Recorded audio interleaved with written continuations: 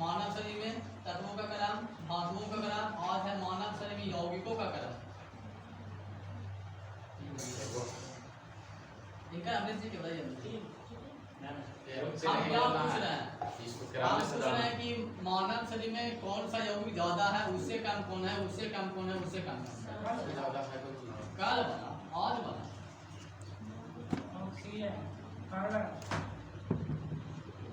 पीछे बोलिए बैजू जी, बोलो जी टोपी वाला। सबसे ज्यादा हाइड्रोजन कार्बोहाइड्रेट, पहले फिर H2, सबसे ज्यादा कार्बोहाइड्रेट, फिर बोला सबसे पहले सबसे कम H2O, उसका प्रोटीन। गुड़िया उसे करके बताना बंद करो, एल्यूमिनियम बताना सीखो। प्रोटीन बताता है ऐसा प्रोटीन ऐसे पहले इससे होगा, इससे होगा। हाँ कुछ क्या बताओ। ये है H2O protein, carbohydrate, H2O protein, उसके बाद फैट, उसके बाद कार्बोहाइड्रेट। ये हुआ यौगिकों का क्रम, ठीक है। चलिए सही है? हाँ सही है ना? हाँ सही है। जल क्या है जी, तुम बताओ। जल क्या है? मिश्रण है, यौगिक है, तत्व है, बताइए। जल हाँ यौगिक है, जिसका सूत्र होता है कुछ ही है यौगिक। जल में अणुओं का अनुपात कितना होता है? अणुओं का अनुपात हम पूछे 2:1 होता है। अब जब पढ़े अणुओं का अनुपात निकालना सिखाते ना जी, लेवल के थी अणुओं का अनुपात निकालना सीखना जरूरी है। कहा 2:1 देखो, पहले हाइड्रोजन आता है, बाद में ऑक्सीजन आता है, फिर भी 2:1 का लिखाना है। हाइड्रोजन तो 2 है, H2O इसलिए 2:1 चलिए, परमाणु भार का अनुपात क्या होता है जल में?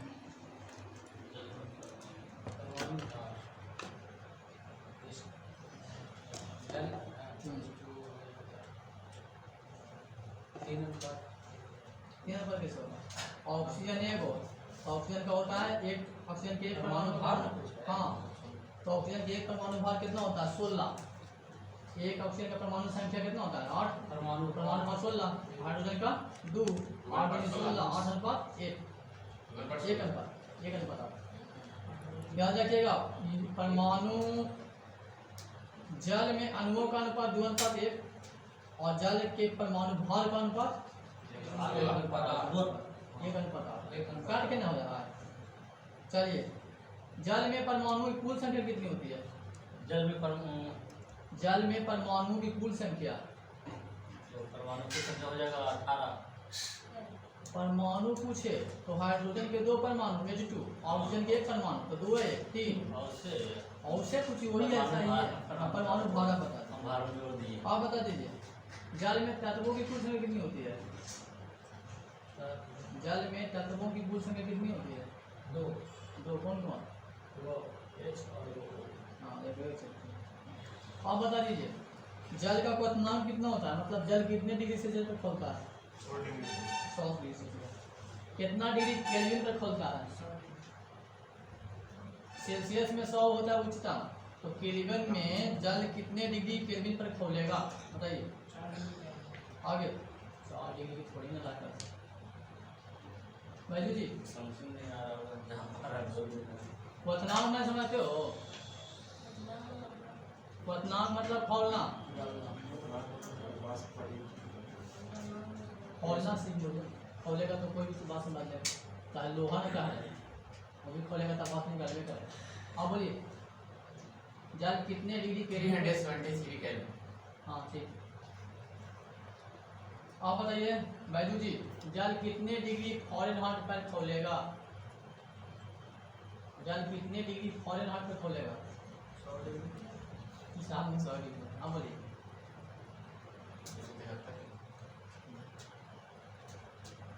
फ़ारेनहाइट में पूछे? हाँ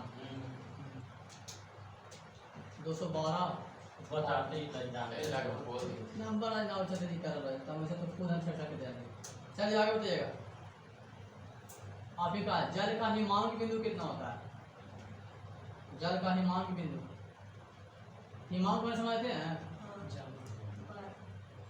हिम माने कुछ ही हुआ बर्फ, मतलब जल जब जमता है तो बर्फ बन जाता है, तो कितना डिग्री सेल्सियस या कितना डिग्री फारेनहाइट को जमता हुआ हिमांक बिंदु। ड्यूटी हाँ, जल के जमने के लिए न्यूनतम तापमान जो होता है ना कितना होता है 0 डिग्री। जल को कहीं भी रख दीजिए, अगर वहाँ का तापमान 0 डिग्री हो जाएगा तो क्या हो जाएगा, और बदल जाएगा।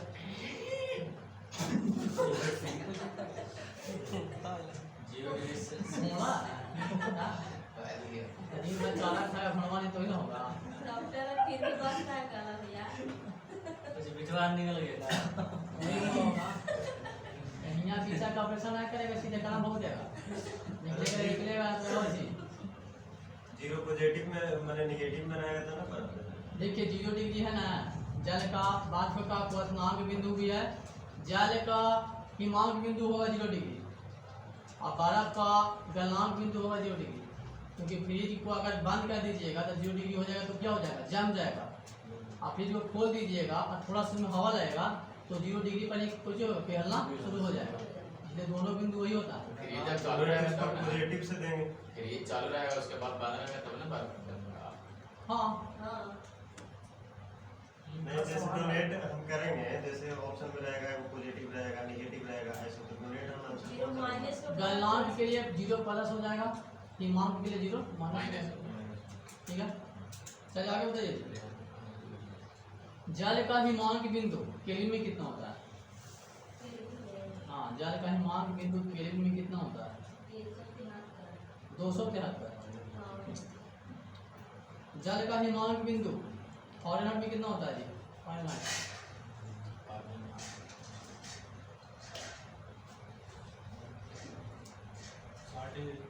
32 डिग्री। चलिए इधर आइए। मिश्रण किसे कहेंगे? मिश्रण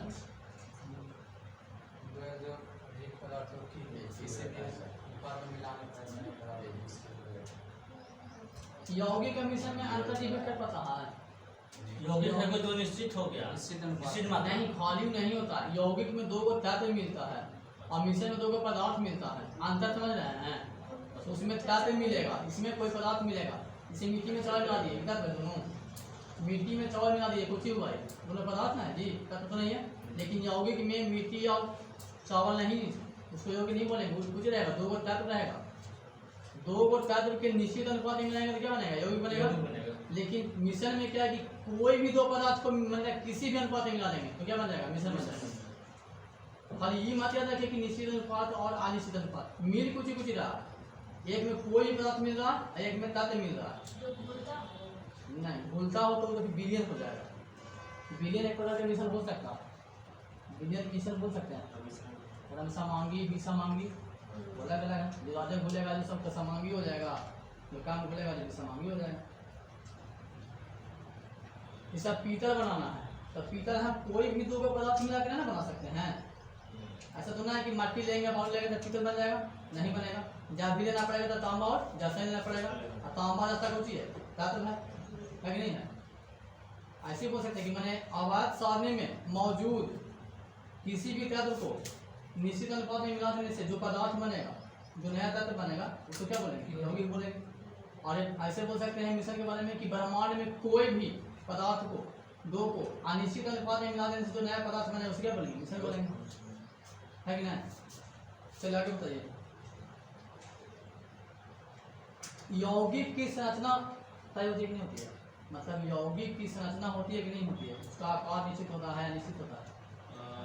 निश्चित होता है। यौगिक का निश्चित होगा, कुछ ना कुछ रूप में उठा लेगा तो कुछ निश्चित अनुपात है ना, लेकिन मिश्रण का कोई आकार नहीं होता।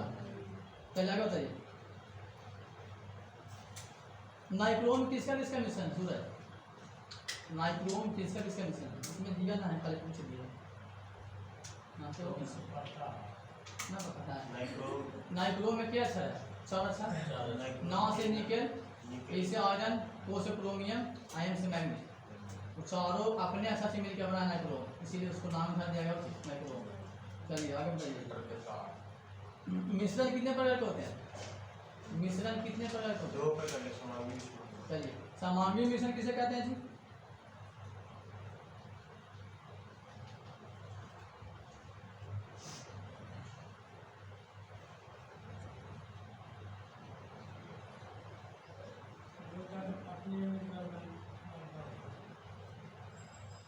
आंसर दिया तुम,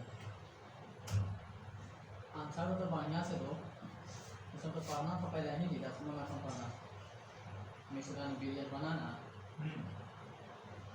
समांगी मिश्रण पूछ रहा है, बताइए।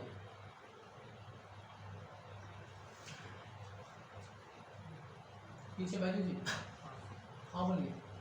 वैसा मिश्रण जिसमें दो संख्या समान, जिसमें के बाद डाउन हो जाता है, जिसमें के बाद जब मेन चीज आता है ना तो बोलवे नहीं करता, मेन चीज बोलो सही से। बोलते हैं नहीं वैसा संख्या जिसमें हाँ मिश्रण तत्वों की संख्या समान हो, तत्वों की संख्या समान है।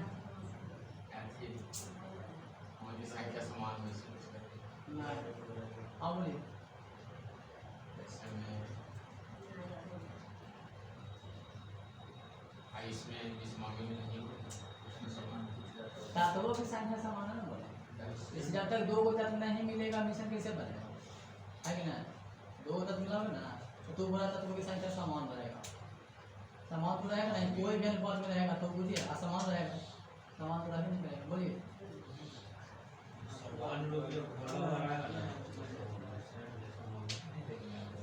हम बोले जिस मिश्रण के प्रत्येक भाग के सभी गुण एक समान हो, सभी गुण बोलता है लेकिन अधूरा तो बोलता है। इसमें एक समान नहीं, तो अगला में तो फिर तो बोल ही देगा वो। जिस मिश्रण के प्रत्येक भाग के सभी गुण क्या हो, समान एक हो, नंबर दे उसको समांगी मिश्रण बोलेंगे। जैसे पीतल को मिश्रण बना दिए, पीतल को इतना बड़ा टुकड़ा है, इसको हम एक कोना से काट देंगे तो ऐसा था ना कि हमको उसमें पीतल नहीं रहेगा, वो पीतल ना रहेगा जी। मतलब कि एक समान रूप से मिला मिला रहना चाहिए, जहाँ से भी काटो क्या कहलाएगा, पीतल ही कहलाएगा, समान रूप से घुला हो। जैसे चीनी शरबत का घोल, अगर चीनी नीमक से नहीं घुला हो तो नीचे वाला चीज पीजिएगा ना तो ज़्यादा मीठा लगेगा, ऊपर वाला कम मीठा तो वही सब भाव है। समांगी विषमांगी मतलब पूछिए। और पूरा नीमक से पूरा चीनी अगर घुल गया तो पूरा के पूरा जो शरबत बना पूरा एक समान लगेगा, मीठा लगेगा कि नहीं लगेगा, वही होता है अंतर। चलिए आगे बताइएगा, दे देंगे कल है। सभी मिश्रण बिलियन हो सकते हैं कि नहीं, सभी क्लियर सभी मिश्रण को हम बिलियन बोल सकते हैं कि नहीं? मिश्रण को हाँ, सभी मिश्रण को बिलियन बोल सकते हैं कि नहीं? नहीं बोल सकते हैं, सभी मिश्रण बिलियन है।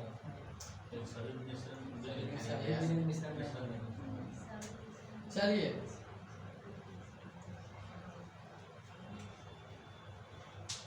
रेत तथा जल का मिश्रण, कैसे क्या उदाहरण दीजिए तो उदाहरण है जैसे देखो मिश्रण होगा ना, मिश्रण और बिलियन में कोई अंतर नहीं है। समांगी बिलियन ही पढ़ना होगा, समांगी मिश्रण ही पढ़ना होगा, है कि ना? दोनों समान है। अब दे दिया कि मतलब तुमको देखो विसमांगी मिश्रण और समांगी मिश्रण में अंतर क्या है, विसमांगी समांगी में अंतर बताओ, बोलो। समांगी में बोले ना, हाँ पूरी तरह से ये जो सभी भागों में एक समान रूप से घुला हो, समांगी। और जिसमें सभी भागों में एक समान रूप से घुला ना हो, विसमांगी। ठीक है, तो एक समान रूप से मिल जाएगा तो बिलियन का शरबत है, कुछ ही है, बिलियन है। और तांबा वाला नहीं है, तो तांबा और धातु से जो मिश्रण बनता है उसको मिश्रण बोलेंगे, और द्रव्य से जो बना है उसको बिलियन बोलेंगे। लेकिन कार्य तो दोनों का एक ही ना हो रहा है, एक समानानुपात में नहीं मिल रहा है आपको रहा। चलिए आगे बताइए।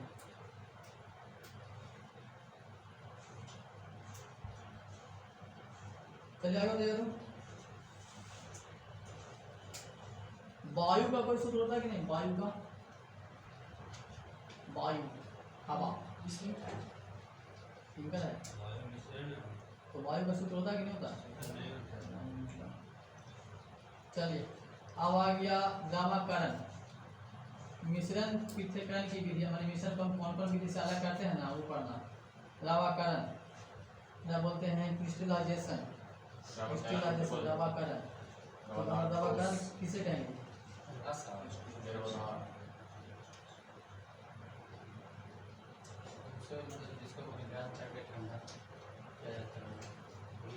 गर्म करके धीरे धीरे कोई भी वस्तु को गर्म करके ठंडा करने पर जो वस्तु प्राप्त होता है धीरे धीरे उसको ठंडा कर, किसी बिलियन को, धीरे धीरे कोई वस्तु को नहीं, हम बिलियन को हम कर लेंगे ना, मिश्रण को तो उसको ना करेंगे। धीरे धीरे हाँ? ठंडा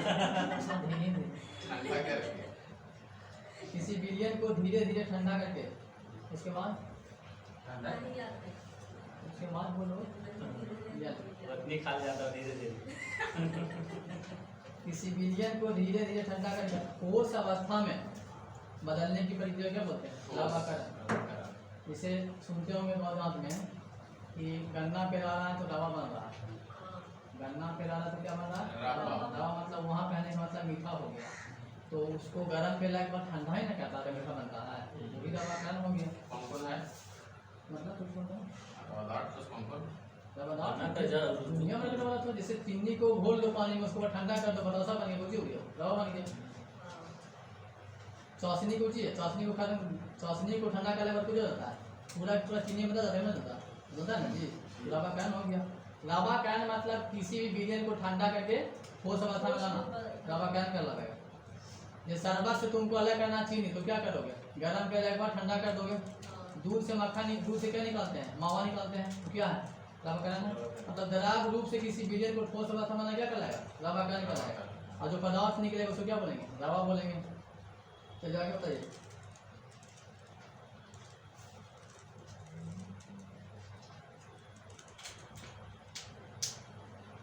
अब आ गया आसमान विधि, जरा बोलते हैं डिस्टिलाइजेशन। बताइए सूरज, आसमान विधि क्या है? बताइए आप। आसमान भी है। एक होता है आसमान, एक होता है प्रभाजी आसमान, ये दोनों बहुत कन्फ्यूजन करता है, थोड़ा सा ध्यान दीजिएगा। जो कोई कोई सेंट कोई बेडरूम में रख दिया जा वो जिस विधि से रूम में फैलता है उसको आसमान नौ तो प्रसारण हो गया। प्रसरण आसमान हो जाएगा। फिर जो पानी रिश्ता है वो हो जाएगा, जो पेड़ के ऊपर चढ़ता है आप ही समझ रहे हैं। गैस में विसर्जन होता है, अजराब में प्रसारण होता है। जो आप बोल रहे हैं ना, जायला में प्रोग्राम के बारे में बोल रहे हैं, तो प्रसारण विधि के ऊपर चलता है। और गैस में जो विसर्जन विधि फलता है, जो पढ़ा में गैसों का विसर्जन नियम कौन ने दिया था? ग्राम दिया था। हाँ, तो गैसों का विसर्जन नियम, अजराब का प्रसारण नियम होता है। दराब है जो प्रसारण होता है, गैस विसरता है।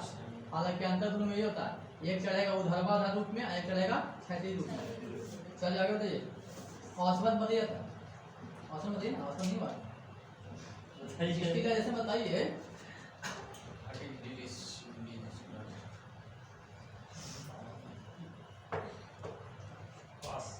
बोलिए आप पीछे बोलिए। ठंडा करने ये खाली बोलता है ऐसा जो जिसको वास्तविक करके ठंडा में कर देता ठंडा में कुछ चीज ये ठंडा करके नीचे का गड़बड़ा देता है कैसे उससे साफ से बोले तो बोले तो सुनो ठंडा करके अपनी बदल दी। देखो कैसे बोल रहा ठंडा करके आती है बदल में याद करता है, लेकिन ज्यादा पढ़ने का इसी का पड़ता है, पढ़ में इसी पता है कि मैंने बायोलॉजी है जाते जाते सब बायोलॉजी है तो बताना कैसे। किसी द्रव को वाष्पीकृत करके पुनः ठंडा करने के प्रक्रम को क्या बोलते हैं? आसमान बोलते हैं। मतलब किसी विधि द्वारा क्या होता है? आशुद्ध जल तैयार करता है। मतलब समझे? तो एक नंबर आशुद्ध जल समझे? जैसे समुद्र के पानी है, उसको गर्म करेंगे और वाष्प उड़ेगा, और वाष्प उड़ेगा ऊपर जाकर चुएगा पानी ना, शुद्ध जल हुआ, उसको क्या बोलेंगे? अशुद्ध जल। तो पीने में जल हुआ ना, जैसे बोलते हैं ना है कि समुद्री जल को दो प्रकार से, एक क्लोरीनीकरण करके, क्लोरीन मिलाने के बाद क्या हो जाएगा? हो जाएगा। और नहीं तो उसको गर्म करके पीजिए, उसका नहीं बोलता। दे दीजिए। हाँ दे देंगे। आप ये भी बोल सकते हैं, शराब वाला ही बोल सकते हैं। शराब तो बनता है किरमन भी है शराब बनता है शराब का सड़ना कीमत है। शराब बने से पहले जब हम केला सड़ाते हैं, किशमिश सड़ाते हैं ना, वो कीमत होगा। मैंने शराब का कच्चा माल कुछ होगा, वही ना होगा। शराब का कच्चा माल क्या हो जाएगा? केला जो भी चीज मिलाते हैं, मीठा उठा, कीमत हुआ, मैंने सड़ा, और सड़ने के बाद उसको हम गर्म करते हैं, तो आसमान होता है, पर भाजी आसमान होता है, भाव आसमान होता है।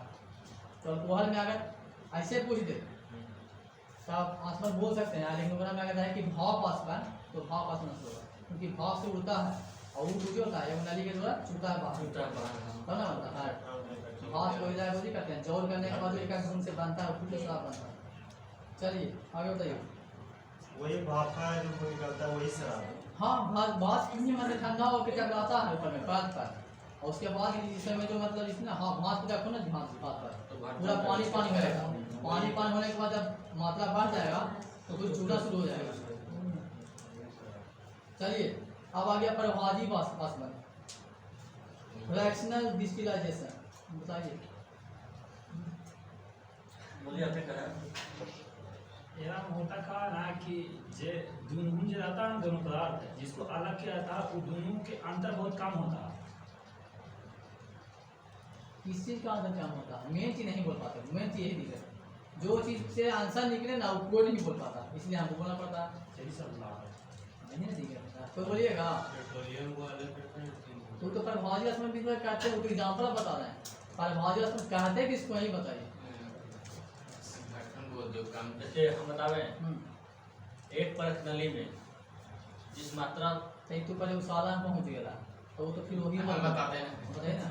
संगठन में जिसको कम से कम काम समय में पेट्रोल कम से कम समय में प्राप्त होता है। पेट्रोल का भाई पैसा कर पड़ा है करके कम से कम नहीं बोल पाता है तो भी कम से कम खाली याद रखा है। संगठन से संगठन एक वाक्य में काम से काम याद रखा है, दूसरा वाक्य में संघटा के याद रख लिया और परिभाषा बोल देंगे मिला के हमें उसी याद कर रहे तो पूरा नहीं मत याद करो ना, एक बार थोड़ा बार बोलते हैं कहाँ समझा के बोलता है। आगे बोलिए। ऐसा मिश्र जिनके संघटा के क्वथनांकों में कम से कम अंतर होता है। संघटा के क्वथनांक तो बोला था, क्वथनांक में समझता होता है जो बोलो। संघटकों में क्वथनांक में कम से कम दो को पदार्थ है, तो एक का क्या होगा, एक का क्वथनांक कम होगा, एक का ज्यादा होगा, ये हुआ अंतर। उसके बाद उसका पृथक्करण करने के लिए प्रभाजी आसवन विधि का प्रयोग करते हैं। याद ना हो इसे भूगर्भ से निकाले गए पेट्रोलियम के विभिन्न संघटकों, पेट्रोल, केरोसिन, डीजल आदि, ये सब कौन विधि से मतलब निकलता है, प्रभाजी आसवन विधि से। बोलेगा पेट्रोल किस विधि के द्वारा शुद्ध होता है, तो प्रभाजी आसवन है ना। पेट्रोल किसका मतलब घटक है, हाइड्रोकार्बन का।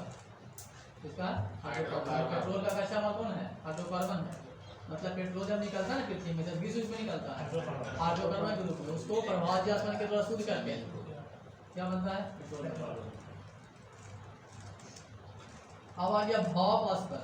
भाप किनका है, बोलिए।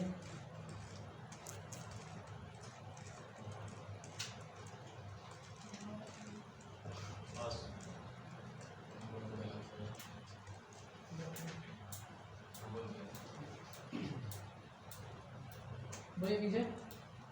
भाप आसवन सब में थोड़ा थोड़ा अंतर आता है, लेकिन इसका एग्जाम्पल जरूर याद रखिएगा कि कौन कौन विधि के द्वारा शुद्ध होता है। पेट्रोल पर भाजी आसवन, आंसू जल कूदेगा, समुद्री जल कूदेगा तो सिर्फ आसवन, अब एल्कोहल कूदेगा तो भाप आसवन। बोलिए नीरज जी, बोलिएगा। अब बोलिए, अब बोलिएगा मजदूर। होता वो एक जो होता है भाप में परिवर्तन किया जाता है, उसके बाद उससे द्रव में परिवर्तन किया जाता है, शुद्ध मिल जाता है। साल में तो वही हो रहा, आंसू में भी भाप से ही प्राप्त कर रहे हैं, क्या है ना। लेकिन प्रक्रिया में थोड़ा सा अंतर है कि नहीं, बस थोड़ा सा वही थी तो बोलता नहीं, बोल नहीं पड़ा। आसमान पर भाजी आसमान भाप आसमान तीनों में आसमान में होगा क्या होगा, भाप निकलने पहले। लेकिन ओकर शुरू वाला प्रक्रिया वो बोलो ना, जैसे इस बने ये हो ना भाप आसमान में कार्बनिक पदार्थों का शुद्धिकरण होता है। मतलब क्या होगा कि कोई बिलियन उसमें कार्बनिक पदार्थ है, उसमें से हमको कार्बनिक पदार्थ क्या निकालना है, तो भाप आसमान की विधि का प्रयोग करेंगे। जैसे methyl alcohol, acetone, ethyl alcohol, ठीक है। तो हमको मेथिल अल्कोहल निकालना है तो उसको गरम करेंगे ना, तो भाप के द्वारा अलग हो जाएगा, कुछ ही होगा, वो निकलेगा नहीं, मेथिल अल्कोहल नहीं निकलेगा। जो बच जाएगा ना वो कुछ ही निकलेगा, मेथिल अल्कोहल। जो बच जाएगा जो क्या हो जाएगा, मेथिल अल्कोहल। जैसे शराब पिए हुए तब बोलता है कासबा, एक बोलता है कास, तो कास होता है ना वो होता है मेथिल अल्कोहल। कास को आप पीजिएगा ना तो बहुत ज़्यादा नशा देता तथा नहीं देता। एक होता है कि उसके बाद बाहर निकलता है जो दूसरी होता है, एक एथिल अल्कोहल मेथिल अल्कोहल सब कौन विधि से? आपासन से। हम लोग जो पीते हैं वो कौन अल्कोहल रहता है? Ethyl alcohol, ethyl alcohol, ethyl या इथाइल उसी को बोलते हैं। मेथिल अल्कोहल पीजिएगा ना तो चाहे 15-16 दिन के बाद मर जाइएगा और चाहे 15-16 दिन में हो जाइएगा। अच्छा तो कसवा नसल लगेगा। कसवा अल्कोहल तो कसवा अल्कोहल पीता तरीका पानी में डाल के पीना, तो उसने पिएगा कसवा वाले एक अच्छी मार लेगा ना नीमन ठीक हो जाएगा। लेकिन कसवा में जो ही पिएगा जितना सा लागेगा एक बाल्टी मिलाता है, देखा है, देखा है कभी? कसवा इसी ने कभी उसी में आदमी मरता है जो कभी कभी विषैला हो देखा जाता कभी है। उधर मुजफ्फरपुर ने अरे पहिलका घनिया जो निकलता ना किसी भी किसी जन बुझो लाइक लाइक मार जाता है, एक दिन में खा के मारेंगे। चलो सी निकलता है और पहले से शराब पी ले है, पहले से शरीर कमजोर हो है, हाँ तो सब दबा दिया है कि मत पियो लेकिन क्या पीबे करेंगे तो पियो। कौन का आदत छूट जाए। कुआं अतड़ी फतड़ी सब छेद छेद हो है, आई पी लिया का सब हो ये गया। जनाब ये का डॉक्टर फायदा साहब करेंगे गांव से किया काम करना बाहर कर लिया, दीवार पे फट गया घर के खत्म हो गया। मरने के ज्यादा दिन थोड़े हैं। इतना बोला जाता है कि उससे गाड़ी भी चल जाता है अगर ओरिजिनल रहेगा। बता कुछ बहुत सर्वे कर। आग लग जाएगा। गाड़ी से गाड़ी तो गाड़ी वैसे चला है। चलिए आगे बताइए अब आ गया निस्पंदन। निस्पंदन जरा बोलते हैं फिल्ट्रेशन। निस्पंदन फिल्ट्रेशन मतलब छानना। इनका है बताइए कोई। इनका है अंग्रेज की।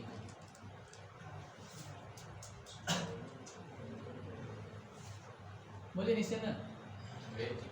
हाँ जी बोलिए सर। हाँ बोलिए सर। बैठो जी तो जाना ही ना करा हमारा, आगे बैठिए। बोलिए तुम बोलो। हाँ बोलिए। हाँ फिर बोलिए। याद होगा है याद कर को अच्छे से ना अपना लैंग्वेज में कीजिएगा तो याद होगा, इसको अपना लैंग्वेज पढ़ेगा ना एक लैंग्वेज याद नहीं होगा। अपने लैंग्वेज छानना केना नहीं पता, लेकिन पता नहीं है कि छानना बोले हैं कैसे, ये तो गलत बात मांग रहे हैं। है ना। एक काम बोलो ना, मैं तो तुम ही आके पूछो, हम बैठते हैं हम जवाब देंगे बढ़िया। तो बोल रहे हैं आप क्या अपना बोले तो ना, बोले तो हम वही बड़ी है। हाँ जी किस बात बोले हैं? अगला में अभी हाँ अगला कल ऑब्जेक्टिव भी हो जाएगा सोचता है। कल ऑब्जेक्टिव इसका कितना ऑब्जेक्टिव होगी? कल चैप्टर खत्म हो जाएगा। ऑब्जेक्टिव कल सुबह है 1 बजे बच रहा, ठीक है। उसके बाद का चैप्टर हो जाएगा। चलिए पीछे से पूरे चैप्टर होगा। अरे बड़ी बढ़िया चैप्टर है जी। चलिए ऑर्गन का परमाणुता कितना होता है? ये ऑर्गन एकल परमाणु है, द्विपरमाणु है, त्रिपरमाणु है या बहुपरमाणु है? बोलिए ऑर्गन परमाणु संख्या नहीं परमाणुता पूछे। परमाणुता वाला क्या बताते हैं? किसी पदार्थ के एक अणु के निर्माण में प्रयुक्त होने वाले परमाणुओं की संख्या को क्या बोलते हैं? परमाणुता बोलते हैं। 1 2 3 4। हाँ तो ऑर्गन की परमाणुता कितनी होती है? या ऑर्गन कैसा अणु है? एकल परमाणु का अणु है, द्विपरमाणु का अणु है? एकल है। हीलियम एक सल्फर सल्फर और आठ जरा बोलते हैं बहुपरमाणु। ये हमेशा लिखा जिसका था, शुद्ध होता है ऐसा। ये कभी भी कुछ नहीं लिखाएगा, ये एक ही लिखाएगा। अमोनिया अमोनिया 3 अमोनिया और और होता है।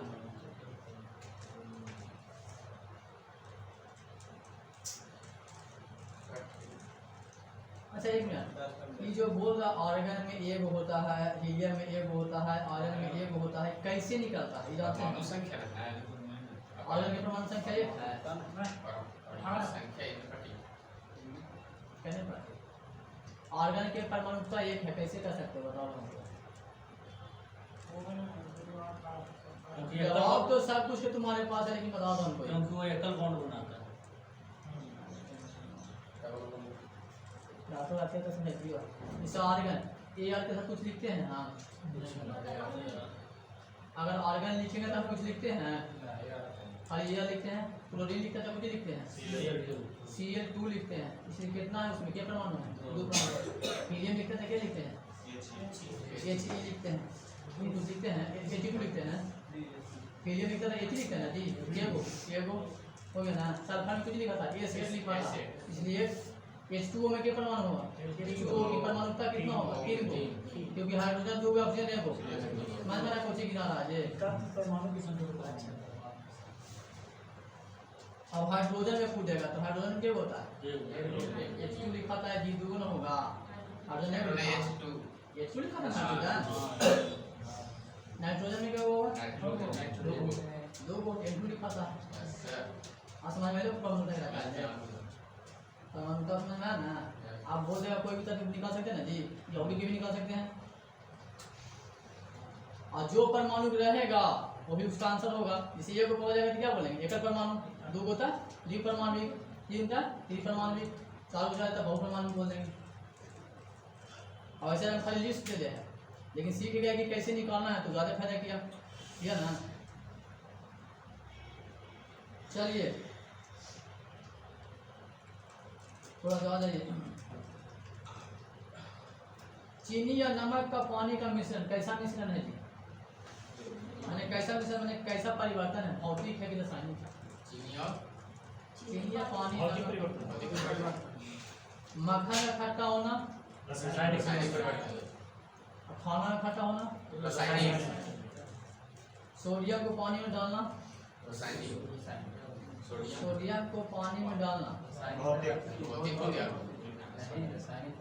सोडियम पानी में जलता है तो जलने के बाद कुछ बचेगा खिलावेगा सोडियम रासायनिक ठीक है बोला था लेकिन डायरेक्ट बोल दिया था कि पढ़ लें फिर पहला बोल दिया भौतिक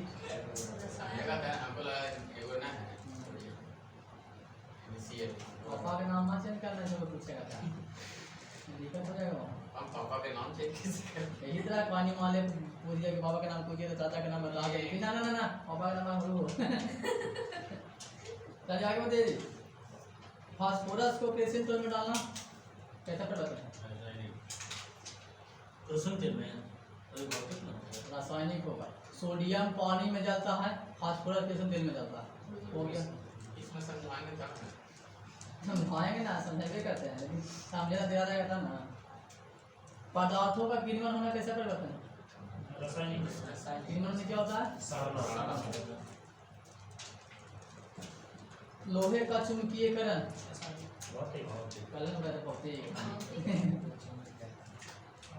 रेत का पानी में घुलना हमने नहीं पता लगा कैसे भूलेगा तो इसमें रहेगा जम जाएगा पानी में नहीं बहुत भूलेगा तो भूल जाएगा लेकिन बाद में कुछ बन जाएगा बैठ जाएगा पुनः बालू बन जाएगा शुष्क बर्फ का सब्लिमेशन शुष्क बर्फ का सब्लिमेशन आप सब्लिमेशन के अर्थ हम लोग के पास बताओ शुष्क बर्फ का सब्लिमेशन हाँ जी बहुत ही सही है बहुत सही बोला है सब्लिमेशन में समझ बर्फ रहेगा ना तो कैसे ना कुछ बर्फ फल लगा रहे कैसू रहेगा तो कुछ पानी बन जाएगा या बर्फ बनेगा मतलब पुनः अपनी अवस्था में ग्रहण करके करेगा हाँ कपूर का जलना कपूर का जलना भौतिक है पातन विधि इसको प्राप्त करने में बहुत कठिनाई होगा पुनः लेकिन परिवर्तन कुछ नहीं भौतिक चलिए भौतिक वापस जो आया उसी को परिभाषा भौतिक है उसी करने भौतिक आता है अगर विधि कुछ ज़्यादा कठोर है आता तब तो भौतिक है आगे लिखिए लेकिन नहीं लोहे पर जंग लगना कैसे परिवर्तन है बताओ उसका लोहे पर जंग लगने से उसके भार पर क्या परिवर्तन है एक निश्चित समय तक बढ़ता है उसके बाद बहुत समय बाद घटता है और सोम पापड़ी वाला के पास ले जाएंगे तो तुरंत घटा देगा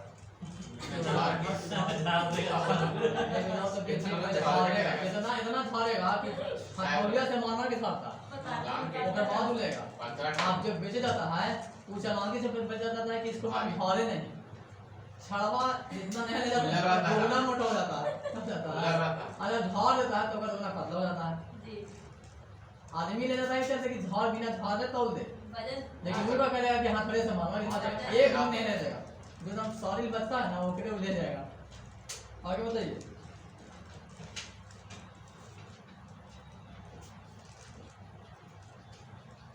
बीस 20,000 डिग्री सेल्सियस अगर किसी वस्तु का तापमान हो जाए तो किस अवस्था में हो जाएगा? प्लाज्मा। प्लाज्मा। सबसे न्यूनतम तापमान पर पदार्थ की कौन सी अवस्था रहती है? सबसे न्यूनतम तापमान पर पदार्थ की पांचों अवस्था में से कौन सी अवस्था रहती है? 200 अवस्था रहेगा। Bose Einstein condensate. प्लाज्मा जितना गर्म होता है ना उतना ठंडा कौन होता है? बोस आइंस्टीन कंडेंसेट होता है। मानस लेकिन ये अवस्था को आज तक प्राप्त किया गया कहाँ से प्राप्त किया गया? ठीक है ना, मानस को 274। हाँ वही है तो वही ओकरा से न्यूनतम तापमान हो ही नहीं हो ही सकता। नहीं सकता। तो वही तापमान पर पाया जाता है बोस आइंस्टीन कंडेंसेट। उसी तापमान को नाम दिया गया। उस तापमान पर जाने के बाद सारा सब एक हो जाता है, जितना भी परमाणु हाँ है, सब सब एक हो परमाणु जाता है, में एक हो हाथ ही एक हो जाएगा। चलिए